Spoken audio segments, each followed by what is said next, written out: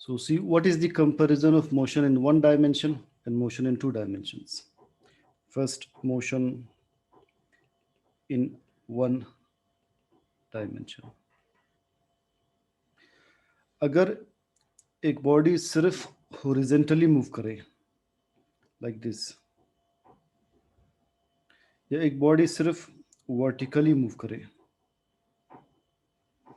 तो ये दो बॉडीज क्या कर रही है, ये सिर्फ एक डायरेक्शन में डिस्प्लेसमेंट कवर कर रही है. Horizontal body horizontal displacement x cover कर रही है. वर्टिकली जो मूव कर रही है it covers vertical displacement only. अगर आप एक कार की मोशन देखें, कार एक ही डायरेक्शन में ट्रेवल कर रहा है, ये कौन सी डिस्प्लेसमेंट कवर कर रहा है, कार सिर्फ और सिर्फ हॉरिजेंटल डिस्प्लेसमेंट एक्स कवर कर रहा है. तो अगर एक बॉडी इस तरह मूव करे कि वो एक टाइम एक ही डिस्प्लेसमेंट कवर करे, एक ही डायरेक्शन में डिस्प्लेसमेंट कवर करे, इसकी मोशन को हम कहेंगे motion in one dimension. So motion in one dimension को आप वर्डिंग्स में कैसे डिफाइन कर सकते हैं? The type of motion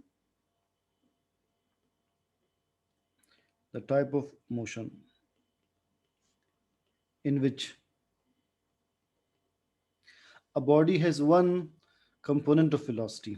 Like the first body has only this component of velocity vx, second body में velocity component vy होगा.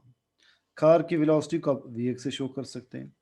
जिस एक्सिस पर बॉडी मूव कर रही है उसी एक्सिस पर उसके velocity का component होगा. So the type of motion in which a body has only one velocity component, has only one velocity component and covers displacement in one direction only, and covers displacement in one direction only is motion in one dimension. अब इसे further समझने के लिए let's see what is motion in two dimensions, जिसे projectile motion भी कहते हैं. सो motion in two dimensions, इसका दूसरा नेम है projectile motion.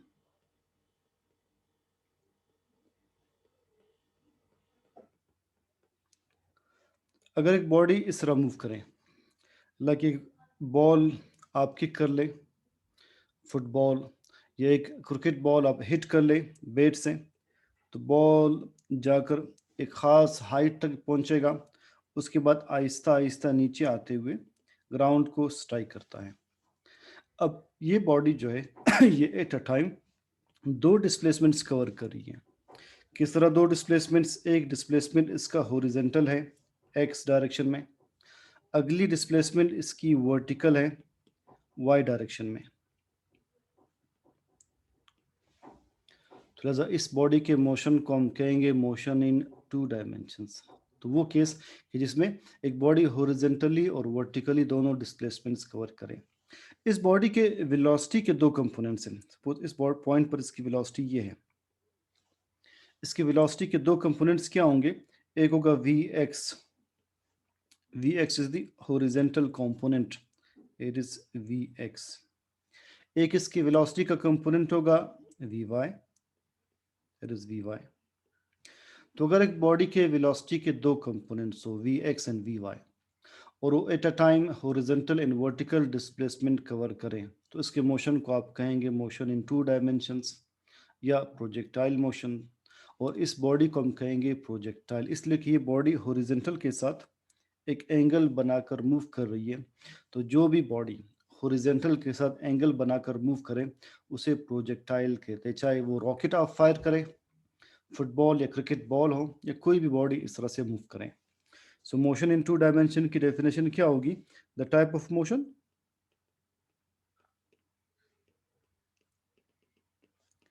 in which a body has both horizontal and vertical velocity components, in which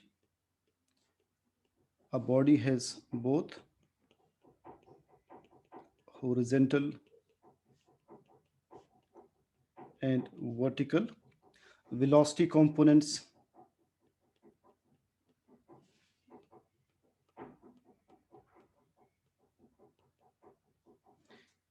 and covers both horizontal and vertical displacements at a time, and covers both horizontal and vertical displacements at a time, is known as motion in two dimensions. So it is motion in two dimensions or projectile motion. A body that shows motion in two dimensions is known as projectile. इसके path को trajectory कहते हैं, trajectory. I'll write it down. So a body showing motion in two dimensions is known as projectile. इस body को आप projectile कहते हैं.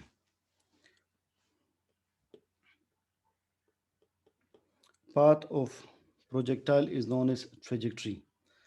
या आप path को trajectory कहते हैं. Path or trajectory of projectile is. इसके पाथ की डायरेक्शन क्या होगी? इस पाथ को हम कहते हैं parabolic path. It is called parabolic path. So path of projectile is parabolic.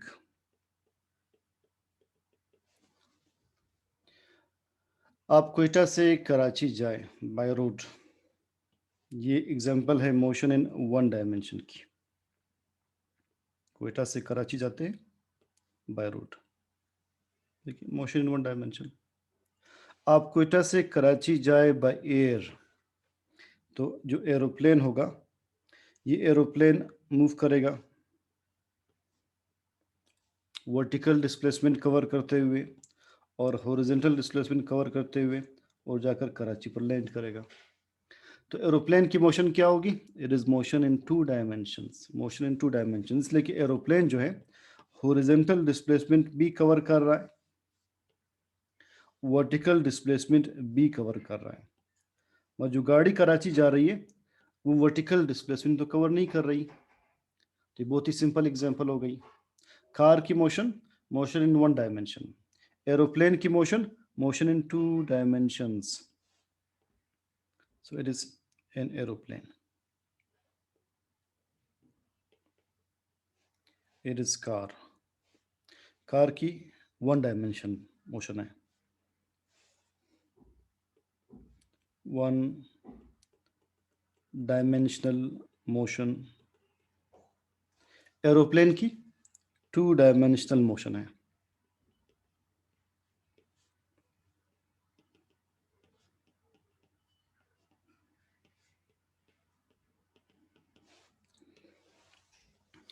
अब हमने मोशन इन टू डायमेंशन के कुछ डेरिवेशंस डिस्कस करने, कुछ इक्वेशंस होंगी.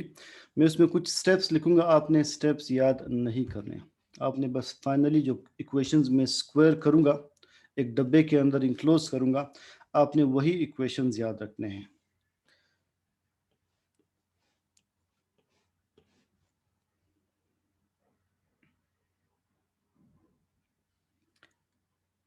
Let's see a practical case. ये एक क्रिकेट का पिच में शो कर रहा हूं.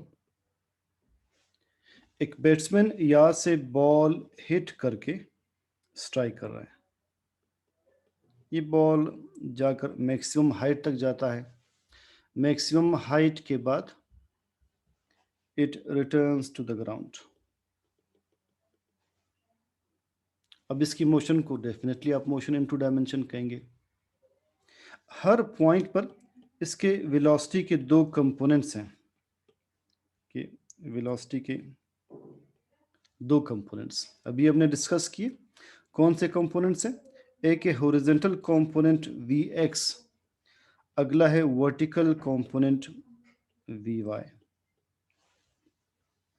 अब थ्रू आउट इट्स फ्लाइट, जब तक ये बॉडी मूव कर रही है from the initial to the final point, इसके Vx की वैल्यू सेम रहेगी. इसका Vx यानी velocity along x direction remains constant.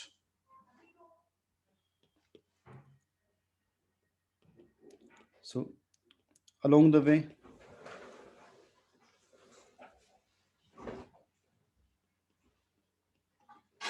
till the end, horizontal velocity component remains constant. Horizontal velocity component remains constant. So Vx remains constant. अगर x direction में velocity constant है तो x direction में acceleration क्या होगा? 0 होगा. Velocity constant है, velocity change नहीं हो रही तो एक्सेलरेशन कांस्टेंट होगा. फर्दर हम कुछ केसेस सॉल्व करते हैं. उसके लिए आपको ये इक्वेशंस ऑफ मोशन याद होने चाहिए. इक्वेशंस ऑफ मोशन ये मैट्रिक लेवल पर आप पढ़ते हैं. मैं यहाँ रिपीट करके लिख लेता हूँ. फर्स्ट इक्वेशन जो है, first equation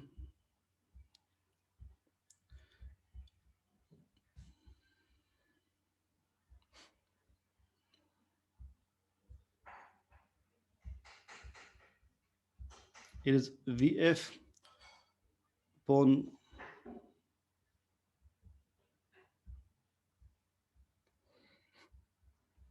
just a minute please.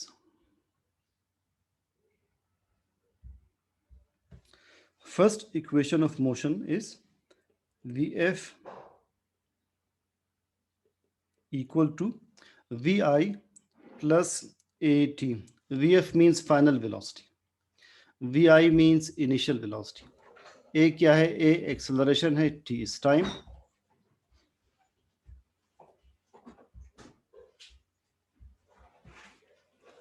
Second equation, S equal to Vit plus half At square. Third equation is 2As equal to Vf square minus Vi square. अभी हम अप्लाई करेंगे, इसीलिए मैंने लिखे हैं. अब हम ये कह रहे हैं कि Vx कांस्टेंट है तो लिहाजा x डायरेक्शन में एक्सेलरेशन कांस्टेंट रहेगा. Vy क्या है? वेलोसिटी का वर्टिकल कंपोनेंट Vy.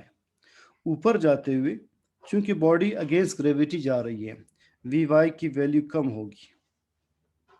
एक खास पॉइंट पर, मैक्सिमम हाइट पर, इस पॉइंट पर Vy 0 होगा. क्यों 0 होगा? इसलिए कि बॉडी में सिर्फ Vx मौजूद है. इस पॉइंट पर अगर आप देख ले, एरो हेड ये शो कर रहा है कि बॉडी वर्टिकली मूव ही नहीं कर रही, सिर्फ Vx मौजूद है. Vy 0 होगा. At the maximum height Vy becomes 0. नीचे आते हुए बॉडी अलोंग ग्रेविटी मूव कर रही है तो Vy की वैल्यू मुसलसल बढ़ती जाएगी. तो Vy के केस क्या है कि Vy के 3 केस है. वेलोसिटी अलोंग y डायरेक्शन, इसकी वैल्यू अभी हम कैलकुलेट करते हैं. आप सिर्फ इतना याद रख ले, Vy it decreases when the body moves upwards, decreases when body moves upwards. ये इसका पहला केस होगा.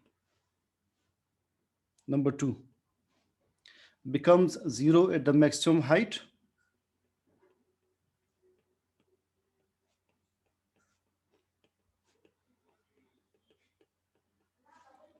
और थर्ड, जिस तरह बॉडी नीचे आती जाएगी Vy की वैल्यू बढ़ती जाएगी, increases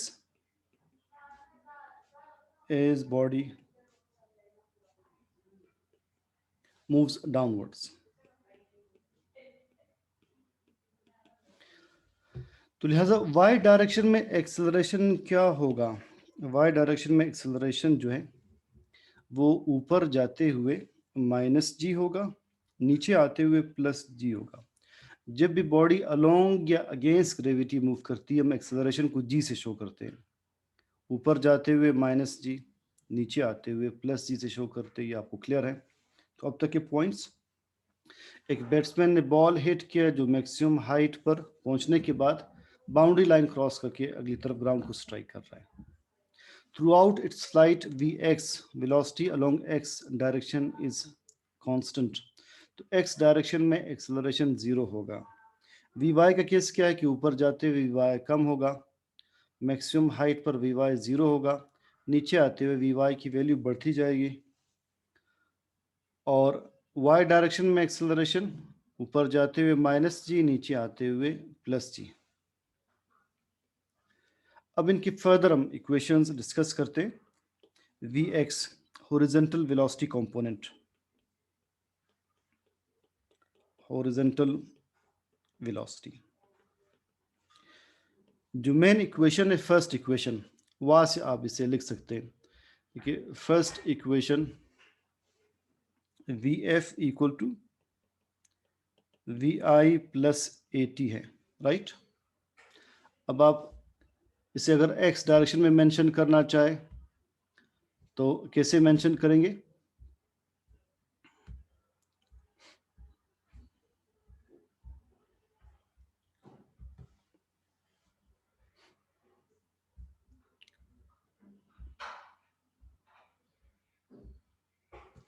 Vf equal to Vi plus AT, तो अब Vf की बजाय Vx लिख लें। Vx equal to Vix plus AX T।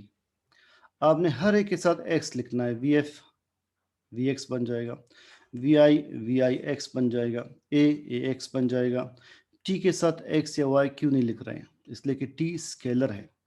हम x या y वेक्टर्स के साथ लिखते, स्केलर के साथ नहीं लिखते। साथ ही अब इसमें देख लें, ये टर्म 0 होगा। ये क्यों 0 होगा?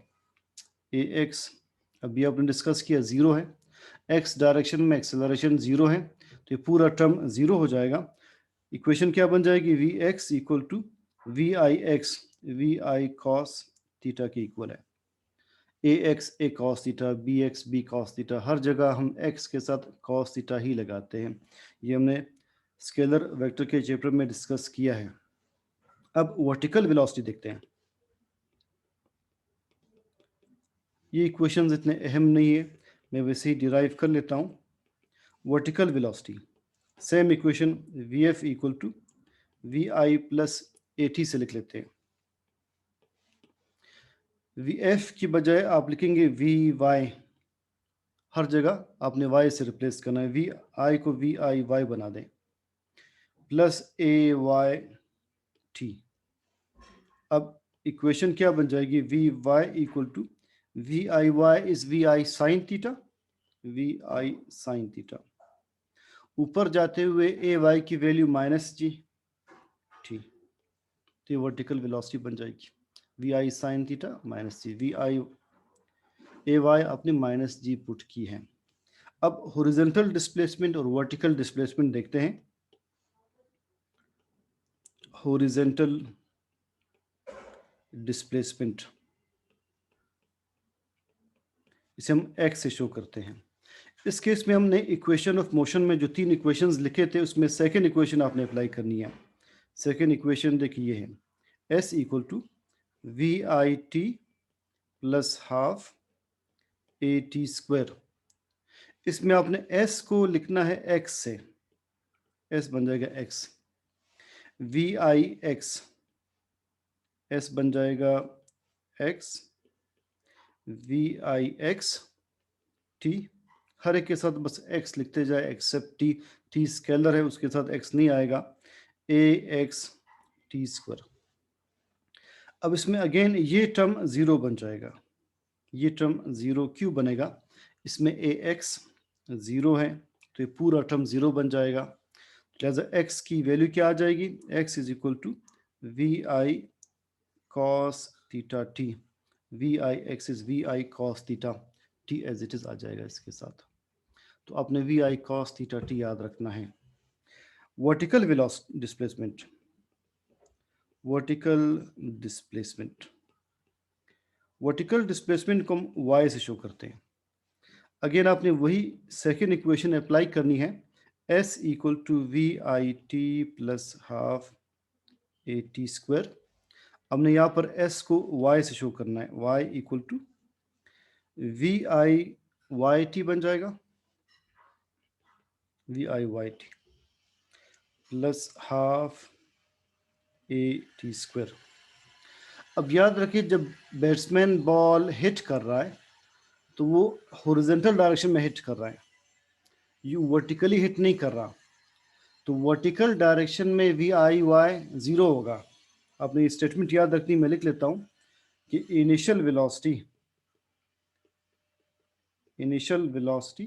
In vertical direction is zero, in vertical direction is zero. Initial velocity in vertical direction ये है वी आई वाई, इसकी बात कर रहे हैं। ये वी आई वाई ज़ीरो होगा, वो कह रहे हैं, क्योंकि बैट्समैन वर्टिकली बॉल हिट नहीं करता यू ऊपर आसमान की तरफ, यू हॉरिजॉन्टली शॉट मारता है, हॉरिजॉन्टली। तो हॉरिजॉन्टली बॉडी मूव कर रही है इनिशियली, तो इनिशियल पुश आप हॉरिजॉन्टली ही देते हैं, इसीलिए इनिशियल वेलोसिटी वर्टिकल डायरेक्शन में हम ज़ीरो लेंगे, जिसकी वजह से ये पूरा टर्म ज़ीरो हो जाएगा। वी आई वाई टी का आंसर क्या आएगा, y equal to half G T square. A को आपने जी से शो किया, हाफ जी टी स्क्वायर। अब नेक्स्ट है, अब आगे हमने डिराइव नहीं करना, डायरेक्ट इक्वेशंस लिखने हैं। टाइम टेकन, जस्ट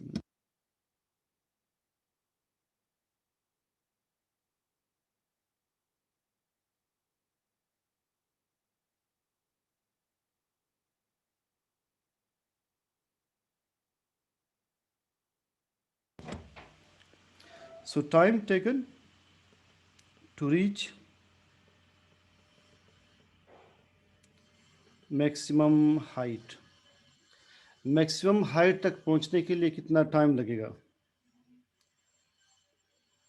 देखिए, इस इनिशियल डायग्राम के को ही हम फॉलो कर रहे हैं। इनिशियल पॉइंट ए है, ए से बी तक पहुंचने के लिए कितना टाइम लगेगा। फाइनल पॉइंट को हम सी से शो करते हैं, तो ए से बी तक पहुंचने में जो टाइम लगेगा, इसकी इक्वेशन में डायरेक्ट लिख लेता हूँ। आपने डायरेक्ट ही इक्वेशन याद रखनी, जिसके न्यूमेरिकल और बाकी कंसेप्चुअल क्वेश्चंस इस तरह से आ सकते हैं इक्वेशन से related. T equal to V I sine theta upon G, ये इसकी इक्वेशन है। मैक्सिमम हाइट तक पहुंचने के लिए ये टाइम लगेगा। अब टोटल टाइम ऑफ फ्लाइट क्या होगा, टोटल टाइम ऑफ फ्लाइट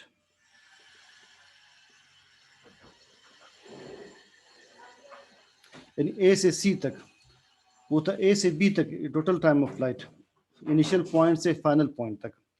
अब उसी डायग्राम में आप देखें,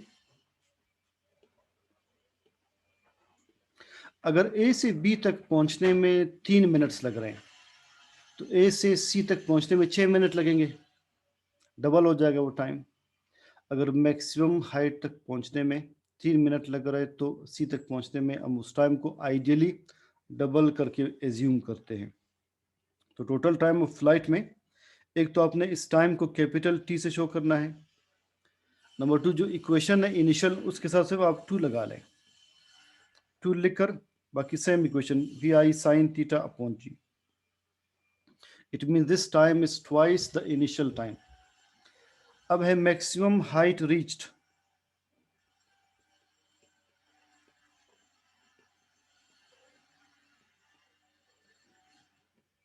बॉडी किस हाइट तक जाएगी, इसकी इक्वेशन देखते हैं। h इक्वल टू, पहले उसी इक्वेशन में देखते हैं कि हम क्या मालूम करना चाह रहे हैं। देखिए, हम ये हाइट मालूम करना चाह रहे हैं, this height h, maximum body किस हाइट तक जाएगी। सो हाइट क्या होगी, हाइट की इक्वेशन है h equal to V I square sine square theta upon 2g। इसका मतलब ये है कि आप अगर इनिशियल वेलोसिटी डबल कर लें, हाइट 4 टाइम्स बढ़ेगी। अब इनिशियल वेलोसिटी डबल कर ले, हाइट 4 टाइम्स बढ़ेगी। इस तरह के क्वेश्चन इसमें से आते हैं, न्यूमेरिकल भी आ सकता है। तो अब तक जो आपने इक्वेशंस याद रखने हैं या जो पॉइंट्स याद रखने हैं वो ये हैं कि हॉरिजॉन्टल डायरेक्शन में वेलोसिटी कांस्टेंट है, उस डायरेक्शन में एक्सेलरेशन 0 होगा। टाइम क्या होगा, टोटल टाइम क्या होगा और मैक्सिमम हाइट क्या होगी, यहाँ तक आपने इसको देखना है। इनिशियल से फाइनल पॉइंट तक जो हॉरिजॉन्टल डिस्टेंस है उसे रेंज कहते हैं, जो कि कल के टॉपिक में हम पढ़ेंगे इंशाल्लाह। तो ये सारे पॉइंट्स अक्सर कल दोबारा रिवाइज होंगे, ये पूरी डायग्राम रिवाइज होगी, ये इक्वेशंस रिवाइज होंगे, एक इक्वेशन और ऐड करके हम इस चैप्टर को कल इंशाल्लाह कंक्लूड करेंगे। अब एक 3 to 4 मिनट्स की ब्रेक, उसके बाद फिर केमिस्ट्री स्टार्ट करते हैं इंशाल्लाह।